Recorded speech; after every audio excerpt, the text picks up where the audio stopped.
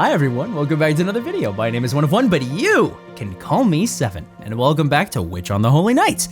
It's nice to actually see a main menu screen, because last time they just sort of threw us into it.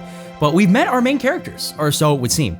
Sizuki and Aoko, and now we get to see the dynamic between the two of them. But one thing that's been on my mind as I've been thinking about this game is like, who's narrating? Because it feels, again, I said this before, it feels like the narrator has a voice. Sometimes it is from the perspective of either of the two characters that we have met thus far. But like, it feels like there's a third perspective that we're not like, it's someone that we don't know. But regardless, there's not much more to say. Let's just dive right in, okay? Let's go. While what constitutes normal is certainly up for debate, most would undoubtedly refer to him as so. He was a simple and nice boy with nondescript features. If he were an ice cream flavor, he would be vanilla. Damn, I feel like attacked for that one. I don't know why. All right, go on then. And Sojiro found Aoko to be very businesslike and full of life. There was a certain purpose to her movements as they began and ended in an orderly fashion. The way her finger raised when she pointed at things, the way she made her way across the hallways and classrooms, the way she would occasionally glance back at him to make sure he was keeping pace. Each and every movement was so impressive that he couldn't take his eyes off her. Aww, it's kind of sweet.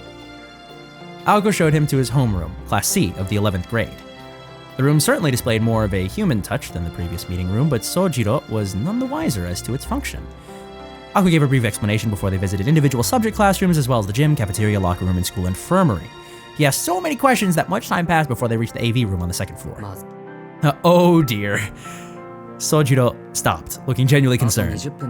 It's 20 to 1 already. You're kidding, right? This school isn't that big. We'll be done soon. The tour had begun around 10, which meant that 3 hours had passed.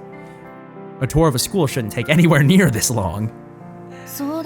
Maybe if he didn't ask so many questions, we'd be done by now. It's a miracle it's still light out. Aoko glared at Sojiro. She was being sarcastic, of course, knowing full well he would never pick up on it. Is he? To her surprise, he looked down apologetically, unable to hide his dejection. Oops, I think I broke him. The guy before her now was nothing like earlier. In contrast to seeing his once impenetrable veneer when they first met, she found herself feeling sympathetic. Momentarily, at least, until her irritation returned in full force. What's the hurry? Don't tell me your brain's not big enough to remember all this stuff. Well, there's that, but it's more about it almost being 1 o'clock. Sojiro's gaze wandered as if worried about something. If he was worried about the weather, he would have a hard time seeing it as there were no windows in this hallway. Got somewhere better to be? That's perfect. I take time out of my day for you, and you don't have the decency to even hang around. You're a real piece of work, you know that? Thanks, I guess? That's nice of you to say. Not a compliment, she yelled at him, unable to hold back her fury. Well, what? Oh my god, what's happening in 20 minutes? And then his face lit up as he finally understood what she was asking him. It's a secret, he said with a perfectly straight face. Every time I think I've got this guy figured out, he finds a way to trip me up. Her frustration was natural. Still, she did everything she could to stifle her feelings and fake a smile. You want to repeat that, Sizuki? She took a step forward. Like I said, it's a secret. Feeling the mood change drastically, Sojiro took a step back. And another. And another. No matter how many steps he took back, she kept edging toward him. She was smiling, but he thought he could see the blood boiling beneath her skin. Last question. Do you enjoy mocking me? He had no intention of mocking her, though at this point he doubted presenting evidence to prove this would do much to erase that forced smile on her face. Oh, wakata. Let me explain. His arms raised in surrender. She halted her advance and freed her face from that unseemly smile. The truth is that my part-time job shift starts at 1, but students aren't allowed to have jobs, right? Wait, were you being tight-lipped because you thought you'd get in trouble? All you have to do is get permission, dweeb. I know, and I did. I got permission when they accepted me to the school. Okay, Aoka's face lit up as she realized he might not be the piece of work she thought him to be, yet. But I only got permission for one of my jobs. Wait, you have more than one job? Well, I quit 2 of them. Living expenses are bad enough, but now I have to earn money for school as well. Don't you think it's unreasonable of them to only let me work 1 job? No, I think you're the one who's being unreasonable, though still irritated, her opinion of him changed a little. She was impressed that he was able to take care of his tuition and living expenses all on his own. I mean, let me tell you, that is quite the feat, I feel like. She could also empathize with having no time to oneself. Her anger began to subside. The words part-time job were about the last thing she ever expected to hear out of this country boy's mouth. What, shigoto? I believe that's the Japanese word for it. Well, you gotta do what you gotta do, I guess. It's fine. You can go, I get it. Will you be okay? She had no idea what his question meant, but she at least understood he was trying to be considerate, which also took her by surprise. She figured he'd be just as dense about people's feelings as he was about everything else. Just head home, not really an issue. First, though, she thought it best that they both stop by the faculty room. Mr. Yamashita had mentioned that the transfer procedures had already been completed, so all that remained was for him to sign off on her duties. I finished showing him around. Great job. It goes for you too, Shizuki. What do you think of our school? It's like a real school. Whoa, I'm finally here. Real girls. This is Deku. Oh my god. She had no interest whatsoever in this pointless wrap-up meeting. You'll have to forgive Mr. Yamashita. He likes the faculty room so much he chooses to kick back there while getting his students to do his dirty work for him. I bet he spends hours in there. Actually, that's pretty smart of him. Okay, Aozaki, if you're fine with it, then so am I. There it was again. Whatever Sojiro was getting at, Aoko had no idea. I'm going to get going. Thanks again for today. Yes, today only. She shooed him away with her hand. His face bent into a broad smile as if he found the gesture endearing. It was a softer expression than she had grown accustomed to seeing out of him. It was a kind of smile that would make anyone smile back. Well, most people, at least. Aoko Aozaki didn't betray the slightest hint of a smile. Madara, see you later. And with that friendly farewell, Sojiro walked toward the end of the hallway. Or so she thought before he turned into the next class over. Did he just headed straight for one of the classroom's windows? Whereupon he opened it with ease. The chilly November air filled the room as the soft sounds of the rain doubled in volume. In that instant, she realized his intention with opening the window. She really wished she hadn't. No, stop! He already had one leg out the window when she dashed to stop him. What do you think you're doing? I'm leaving for my job? That's what? This window isn't an exit. I mean, do you even know what floor you're on? She saw the light of understanding dawn in his eyes. Oh my god, I almost died. Who would put an exit here? This is dangerous. It's the lack of something between your ears that's dangerous. Her insult went right over his head. People here don't normally enter and exit through windows, okay? You should probably remember this information for future reference. Oh, I know, I just wanted to save some time, but thanks, I'll be more careful from now on. Oh my god. He pulled his leg back inside and closed the window, and his school uniform was soaking wet from the rain. Hey, be my guest. Go outside any way you like, just don't do it in front of me from now on. Anyway, you start school tomorrow, right? Yeah. I'm a little nervous though, which is why I came in early for the tour. Bye. He bid her farewell before running away down the hallway. She hoped he would walk down the stairs and leave through the school entrance like a normal person. I wonder if he's gonna be okay here. The image of him disappearing into the distance popped into her head. Oops, I went backwards. I can fast forward and... Oh, I didn't even realize. Okay, sure. She had no intention of spending any more time with him, and yet, she felt strangely anxious. She couldn't tell if the feeling was fueled by concern or irritation. Why had she even gotten angry with this insignificant transfer student in the first place? A strange day with a strange transfer student resulting in strange emotions. Her head tilted as she reflected on what should have been a more enjoyable day than the irritating experience she just had. Whatever, man. It's not as if I'll see him again. Lamau, don't you know you're in a visual novel, Aoko? Come on, man. The sound of the rain echoed quietly all around her, and the gray sky seemed frozen in time. It was impossible to discern whether it was morning or evening. Mr. Yamashita and Aoko were likely the only ones left at school, and the unlit classroom looked overly gloomy and ominous as Aoko stood in it alone.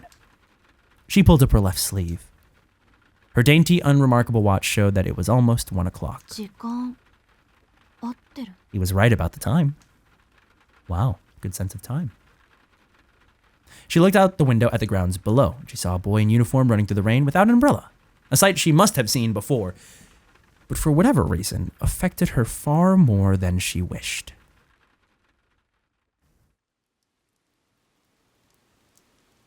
Aoko did not stop by the faculty room before heading home. While Mr. Yamashita's offer to drive her home was tempting, she decided it would ultimately be far more satisfying to ruin his day, just as he had hers. She walked as quietly as she could toward the entrance and opened her bright red umbrella. As she had predicted that morning, the rain was waning in the afternoon. At this rate, it would probably cease completely in an hour or so. The distant sunshine would likely have reached her by the time she arrived home. Suppose it could be worse. She shrugged her shoulders in resignation. She neither liked nor disliked rain, but she found herself enjoying her walk home with her red umbrella in hand. The teachers at Misaki High School weren't fond of bright colors, so Aoko's red umbrella was an unusual sight. A ghost story about how the umbrella was once pure white had been making the rounds, but it featured Aoko instead of a ghost.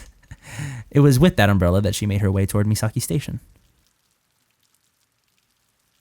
Misaki Private High School took its namesake from the town it was in. The area was once a sprawl of farmland and woodland, but rapid growth over the last 10 years had led to unprecedented modernization.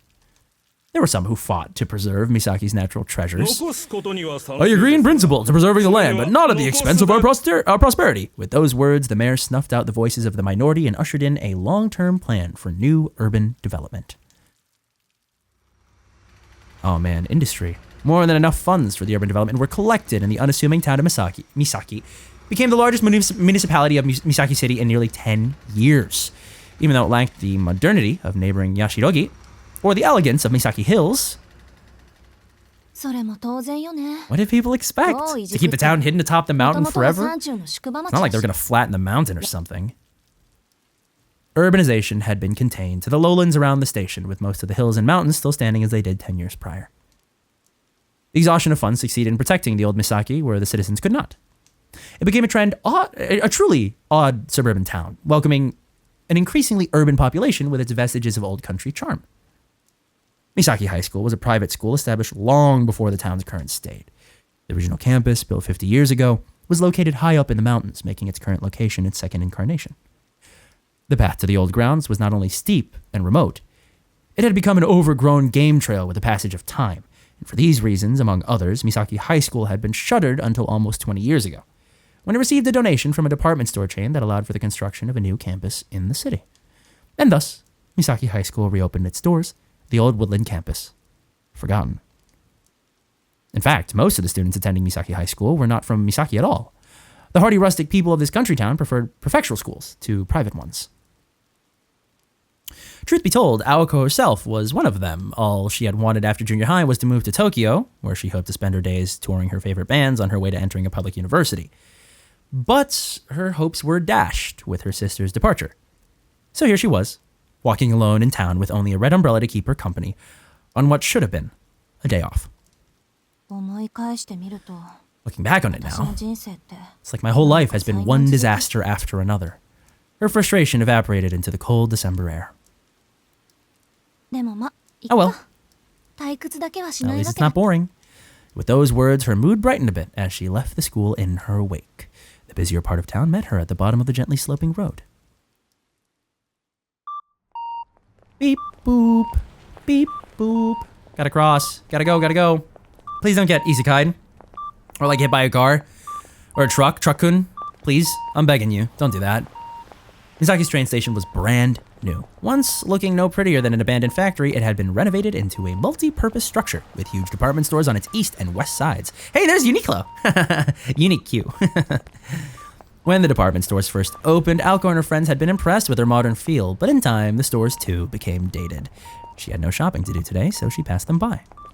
What she really wanted to do was rest at a cafe, but she fought the urge, knowing her roommate would never let her hear the end of it if she frittered away her money. No, man, come on, don't do this to me. She looked back and blinked. For just a moment, she could have sworn, oh, never mind. She could have sworn she had seen someone suspicious in a red dress out of the corner of her eye. We're fine. Everything's fine, guys. Look, we're just advancing our normal ass day. It's just a normal day with a very normal visual novel plot. What's wrong? Nothing's wrong. It just must have been her imagination. The sixth sense chill she was experiencing down her spine was a familiar one at this point. See? Super normal. Brushing off the event as if it had never happened. In time, the chill faded and all that was left was the sounds of the town. She sighed heavily. Had she imagined it? Even if it had been all in her head, she was far from comfortable with the feeling that still lingered. Even mosquitoes have the grace to buzz off eventually, she grumbled under her breath. Whether good or bad, this too shall pass, so the saying goes. Got enough on your plate as it is. Unfortunately, summer and bugs go hand in hand, and she could see how bugs could be drawn to all the sweet fruit. The language in this visual novel is really interesting. Oh my! Ooh! Hey. Rank with grease and heat. The kitchen was closed for the time being. I'm really liking this music. The vibes in this visual novel are immaculate. Ooh! But one last battle remained. Dinner time. Only after the evening chaos could the kitchen crew remove their white armor and call it a day. In the midst of the war zone was a lone newcomer. Do I have to wear this? His voice was uneasy, betraying how new he was. I know how you feel, man. I feel the same. Unfortunately, it's the boss's order, so you'll have to suck it up, okay? The future of this shopping arcade is at stake, apparently. I really hate to ask, but the rain has stopped, so would you mind going out for me? Get back in one piece and I'll buy you dinner. His bright orange coworker clasped his hand together as if to beg for forgiveness as he saddled him with this unreasonable task. Hell yeah, man. Work uniform? Let's go. 10 years ago, Misaki City was a town of farm and woodland, but everything had changed. The front of the station was now lined with tall, multi-story buildings, and the residential areas were similarly full of apartment complexes. The once rustic scenery around the station had long become a thing of the past. Can I get this right? Shiroi Nuzaka was the only place in the city that still contained vestiges of the old town, a pocket of the past inside an urban jungle. The road extended up a conspicuously high hill to an old residential district far from the hustle and bustle of the train station. Long ago, it had been considered unwise to build on high ground, so nobody lived above a certain elevation. Shiroi Nuzaka, sitting as it did atop a hill in the middle of town, was no exception to that convention and had no residences to speak of. The asphalt continued for some time, eventually giving way to a mountain road that was swallowed into the cover of trees. A lone vending machine stood to mark the boundary between town and beyond. Even the children knew that there was nothing beyond the new playground and development that so enthralled them. Well, that was not entirely true. There was nothing besides the haunted house. Aoko Aozaki traversed the long slope. Below her, she could see the whole of Misaki. The symmetrical town looked like a miniature set from this height. It would look like a painting if there had been a sea next to it, but unfortunately Misaki City was very much landlocked. While it was overcast at the moment, the scene was quite breathtaking on clear evenings. The view was the one that made the arduous climb worthwhile, and today, she had been denied even that. I'd cycle home if it wasn't for this rain. Even a bus route would be a fine thing. Aoko had been using this road to get to school for almost 2 years now, but the journey had never gotten easier. Oh, it's locked? Guess Alice isn't back yet. With a weary shrug, she put her hand on the rusty iron fence. Quietly, the heavy gate swung open as if to welcome her home. This is where you live? Is this the haunted house? There sits atop that hill a haunted house. That is how the story, much shared around town, used to begin. But fresh rumors about the house had sprung to life almost as fast as the town's modernization. Despite being dilapidated and abandoned for many years, lights can be seen inside the house at night. An angry murder of crows often gathers atop the hill before mysteriously vanishing. Children get lost in the fog, never to be seen again. Late at night, a shrieking sound can be heard all the way to town. This particular piece of slander was the one Aoko wished to discredit the most. The final rumor was of an eye-catching luxury car that sometimes made its way up and down the hill. The rumors spread and grew by the day, and while they grew, the house that everyone thought had rotted away was restored over the recent years. Deep in a wood on top of a hill no one dared to approach, like a ruin shrouded from view even on the brightest of days, stood a relic out of time, a building from a fairy tale. The house was the Kuonji Mansion. Everyone in town knew about the witch's house on the hill. It was an unabashedly haunted house where Aoko Aozaki resided for reasons known only to her. Needless to say, it was not really haunted. The Konji family home was a grand Western-style mansion with a long and storied history, stretching all the way back to England. It was too small to be a dormitory, yet too big to be called a house. The main building contained as many as 3 normal houses worth of rooms and was surrounded by a large all-encompassing courtyard. The perimeter of the grounds was surrounded by a high iron fence covered in thorny vines. There was also an annex to the main building. Given such extravagance, it was no wonder that it inspired rumors. To the town's residents, the mere existence of such a lavish and out-of-place mansion on top of the hill was a cause for suspicion, which makes a lot of sense. I mean, first off, it's Western style. Secondly, I mean, it's huge and gorgeous. Surely, I mean, lavish is a word for it. Opulence is a word I would use too. It's so nice. I mean, we saw the inside. It's really, really nice. I wonder if it's just the two of them, Alice and Aoko. Alice is a Western name. I just clocked that. That's not even a Japanese name. Or, Anyway, where'd the money come from? Who did the work? Lots of questions here. Rumors, lies, and slander were the prices to be paid for fame. With only 2 lodgers, it was hard to disagree with the perception that vampires must be living here. Well, I know I'm not one, but Alice... She put her hand on the front door. It was a grand double door that would have paired well with a brass lock, and yet it was secured with little more than a simple keyhole. Pushing it open with one hand, she entered the supposedly haunted house. And, by the way, if vampires were not enough to scare you, ghosts were known to appear on certain nights.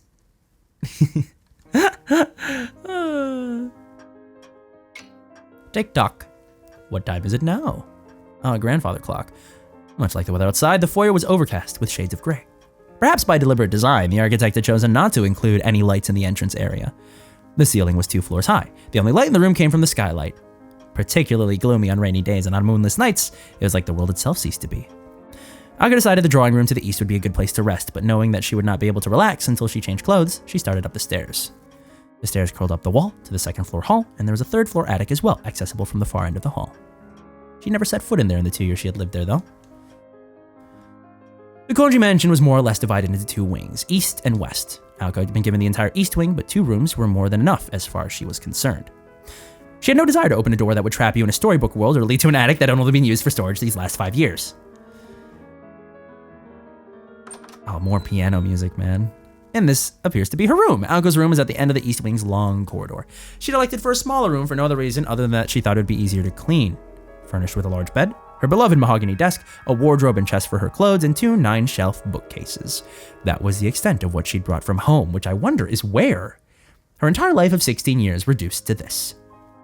She'd also borrowed the next room down for her own purposes. Check on the watchtower I got from Alice? What do you mean by that? That's a phonograph. She needed to see if the project she'd been working on all night had borne fruit. The study next door served as proof of the life she had been living for the last year and how different that life was from the one she had lived before. It was not a room for the person she had been. It was a room for the person she would eventually become. A place of solitude that only she could enter, or so she thought. Wow, not only did it break, it vanished without a trace. Looks like I've still got a long way to go. Go ahead, laugh it up, Robin. Ooh, the nosy neighbor that had intruded upon her sanctuary flew away. While not exceptionally talented, Aoko did not lack for effort and was not afraid to fail.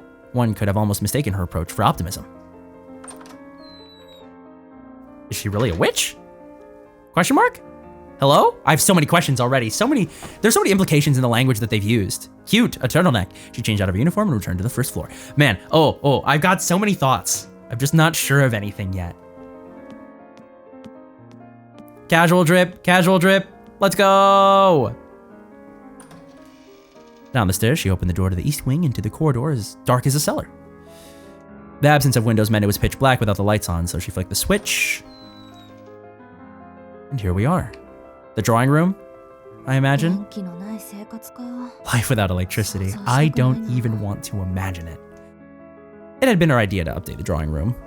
The walls were decorated with extravagant patterns, and around the room were large, majestic sofas, and a luxurious Persian rug.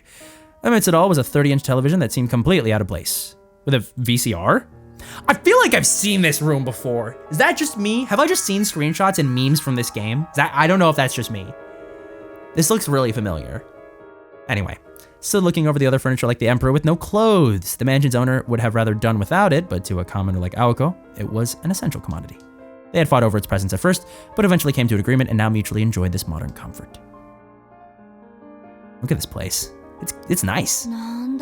Guess I'm one to talk. I came from a pretty traditional household myself. Now in a somewhat pleasant mood, she decided to brew some tea. Very Kaguya-coded of you. She boiled some water in the kitchen, prepared a teapot, and made herself some black tea. What is this living situation? Who is Alice? Where did she come from? And what is the project she was working on? I need to know. We're getting so much setup right now. Give me something. I'm so curious. It's killing me. And look at this place. Oh, I can just hear the time ticking away. Nice. I imagine living in a place like this. Look at this art! Goodness. Oh my. And as day fades into night, sunset even, and now nighttime, lulled by the ticking of the clock, she took a third sip as she pondered how to spend her afternoon. The sofa almost seemed to be inviting her, and she sunk even further into its comforting embrace. Ah! Aoko blurrily opened her eyes as she lifted her body up from the cushions. Is this Alice? I think it is. This was no dream or delusion. At some point, a girl had sat down across from her. Not the least bit surprised, she reached for her teacup, but the tea within had gone completely cold. Did I doze off? She asked a question to the girl on the other side of the table. Yes, the girl answered without lifting her gaze. Who are you? Are you Alice? When silent, she could have been mistaken for a beautiful doll. The girl sitting on the opposite sofa was reading an old book. She had delicate limbs and pale white skin. Not a hint of humanity emanated from her melancholic aura. She had darker hair than Aoko, and her icy eyes were focused on the pages in front of her. Her clothes resembled that of a nun, but were actually her school uniform. In Aoko's humble opinion, the gloominess suited her. She evoked something like out of a painting. There was something unreal about her, as if she were frozen in time. The white of her gently arched neck was so lovely that even Aoko found herself enchanted by it. The girl was one of the haunted house's 2 residents. Her name was Alice Konji, and she was the same age as Aoko, and also of the family that owns the Konji mansion. I understand, okay. I see how we've made it here. How long was I asleep? It'll catch a cold if you keep sleeping there. Alice answered indifferently, not that it bothered her. Aoko, who was now used to it. She looked at the clock on the wall and saw that it was already 7. She had been asleep for 2 hours. The day had been a rough one for her, and she had slept little the night before, so it was no surprise that she had dozed off for as long as she had. You could have woken me up, and now my tea is cold. It was already cold by the time I got here. Come on, man, I'm just saying. Drank down the rest of the cold tea in a gulp. In the poorly heated Konji mansion, that was more than enough to clear her head and wake up. Nothing beats this tea, not even the expensive kind from Britain. What's going on, homie? Anyway, welcome home. The universe seems determined to keep me from even the occasional luxury without you. What is it about today? Is it just my luck or what? Or what is it about today? Is it just my luck or what? At this rate, I'm doing a temple visit just to be safe. Shrugged her shoulders. Something happened, and after 2 years together, they knew each other quite well. Aoko had one way of asking questions, and Alice had another. Alice asked without raising her head, and Aoko gave her the details. I should start by apologizing. The project I was working on all night was a total failure. I only took my eyes off it for a second, but I think it boiled over and fell apart. Though I'll add that I shuffled the circulation codes as a precaution. This is feeling like Steins Gate again. Aoko tried to laugh it off as if it was someone else's problem. And something came up this morning and I was called into school. They made me show this transfer student around and it took up my whole day. By the time I got back, it had vanished without a trace. You're not mad, are you? Hardly. If I got mad every time you broke something, there would be no end to the fighting. I have more materials, so you can just start over. However, aren't you really the one who's angry? Nice. Alice was very much on point today. It was true that despite outward appearances, Aoko was seething with frustration. That aside, the transfer student I mentioned earlier was a real piece of work. He's been living deep in the mountains and has literally zero common sense. I know people say that the mountains are like an entirely different world, but I had no idea how true it was, Alice. God, look at her empty fish eyes. Holy shit. Alice raised her head in response to hearing her name, but Aoko kept going on before she could get a word in edgewise. Aoko, after all, expected no sympathy in the first place. 初対面から尺に We didn't get 触る along やつだ well った from the けど start, but things really took a turn for the worse when I took him into a classroom.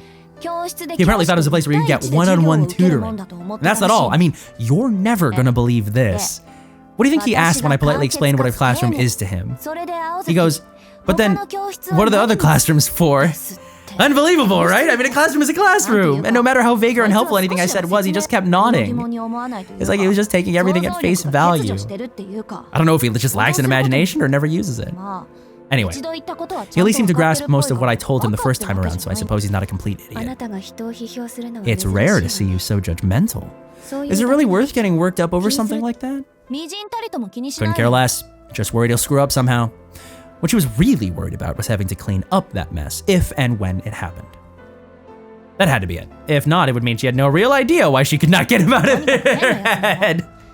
Well, he was a weirdo, alright. You two would probably hit it off great. Another world in the mountains doesn't sound so bad. But from her eyes, it was clear that the question of whether they would get along was irrelevant, given that they would never meet in the first place. Aoko gave a non-committal response. What have you been reading? A book about spiritual evolution based on the spiritual diary. Swedenborg. Is that really worth reading again? I wouldn't bother for it with the original, but this is a knockoff. It exaggerates the pros and cons of Swedenborg's style and reads like a well-written adventure. Having the secret organization Kant standing in his way was a nice addition. And Kant? The handwriting of the notes in the margin belongs to your grandfather, by the way. No idea he was into that sort of thing. He had a great sense of humor. I really miss him. Aoko seemed nostalgic over her now-deceased grandfather. He just contacted you this last summer, didn't he? Okay, so they are witches?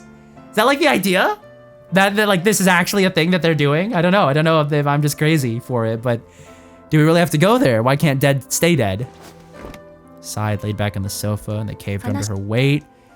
Alice shot a glance at Aoko, and her body, buried in the sofa, remained as still as a corpse. It was clear that she had tuned out of the conversation. Alice silently chastised her with a look, and the more she thought about it, the less important the events of the day seemed to become. If she just ignored Alice, the conversation would end there. They would eventually get up and leave today's mistake unresolved for another day. However, that's not the kind of person Aoko Aozaki was. Yeah? What is it? She asked, still lying down. It's upsetting that you failed today. Like I said, I'm thinking about it. I need to focus on becoming a full-fledged mage before thinking about school. I know that. I hope you do. The coldness in her voice made Aoko gnash her teeth. She knew what Alice wanted to say. She knew better than anyone. The veneer she wore for school was different than the way she lived at home. Well, it could be called hiding in plain sight. Alice thought it was silly. And what the silence told her was, make up your mind already. I know. Today's failure was not a colossal one. She just happened to upset the delicate balance between her home and school lives, chasing one at the expense of the other. And yet that careless mistake was a clear sign of Aoko's lack of commitment. This doesn't concern Alice. It's my decision to make. She'd only known for sure for the last year and a half, but she'd had a hunch for as long as she could remember. Make the choice and the day will come. It was little wonder that her morals and conscience had been stripped away. Aoko pushed herself back up. This is fascinating. She was met by Alice's cold beauty and wordless gaze. Alright, we can do it next week. That work for you? As long as it works for you. Aoko could not help but shake her head, feeling like she was hearing something similar for the second time that day. Even in the comfort of her own, she couldn't banish thoughts of that country boy from her mind. I'll let you set it up then. That's still beyond my abilities. Should we do it at the park or at that park? Sure, the line there is suitable enough, but what about that other thing? Isn't that a more urgent concern? It depends on the conditions. I'll let you know if there are any changes to the woods. And after that brief exchange, Alice returned her attention to the book on her lap. Shop talk was over. Now they could return to their normal relationship as roommates. Aoko grabbed the remote and turned on the TV. Since Alice was busy reading, Aoko decided to tune into a variety show that already started. Oh! Alice started to speak but suddenly cut herself off. One of her delicate hands raced to her mouth. She would always cut herself off the second she realized she was about to say something trivial. Sometimes her self-restraint would hit too late and she would make a gesture like the one she was making now. It occurred to Aoko that the sound her cute little roommate made just now was different than the what she blurted in times past. What is it? Aoko turned down the volume on TV. Her intense eyes lit up like those of a mischievous cat. It's nothing really, but what? Alice looked away bashfully, not knowing if she should bring it up or not. It was times like these that her expression carried a real warmth and surprising charm. If we could see her in this moment, Alice's father would have to admit that her name suited her perfectly. It's just that I saw something strange on my way home and wanted to tell someone about it. Aoko nodded, beckoning her to continue. It's silly, really, but I just can't make sense of it no matter how much I think about it.